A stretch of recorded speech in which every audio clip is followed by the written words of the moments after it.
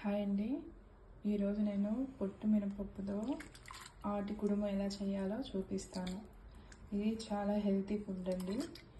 నేను నైటే 2 గిద్దలు నానబెట్టేసుకున్నాను. 2 గిద్దలు, దాంతోపాటు కొంచెం బియ్యము, కొంచెం మెంతులు వేసుకున్నాను. సో ఇప్పుడు కడిగి మిక్సీ పట్టేసి ఆటి కుడుము ఎలా వేయాలో నేను చూపిస్తాను. ఇలా నేను గ్రైండర్ వేసుకున్నానండి. మీకు కావాల్సింటే మిక్సీ కూడా పట్టేసుకోవచ్చు. గ్రైండర్లో వేసిందైతే కొంచెం స్మూత్గా అవుతుందని నేను గ్రైండర్లో వేసాను. మీకు ఈజీగా ఉంది అంటే మిక్సీలో కూడా వేసుకోవచ్చు. చూడండి, ఇలా గ్రైండర్లో వేసుకొని పిండి ఇలా వస్తుంది. మనం ఇలా ప్లేట్లోకి తీసుకోవాలి. ప్లేట్లోకి తీసుకొని ఇడ్లీ పాత్రలో పెట్టేయాలి. ఇంకే సేమ్ ఇడ్లీ లాగే. ఆటి కూడా అయిపోయిన తర్వాత ఇలా వస్తాయి అండి. బేసిక్గా అయితే నేను మర్చిపోయాను స్టార్టింగ్ తీయటము, అందుకని 2 ఉన్నప్పుడు తీస్తున్నాను. కానీ ఫైనల్గా రిజల్ట్ అయితే ఇదిగో ఇలా వస్తుందండి.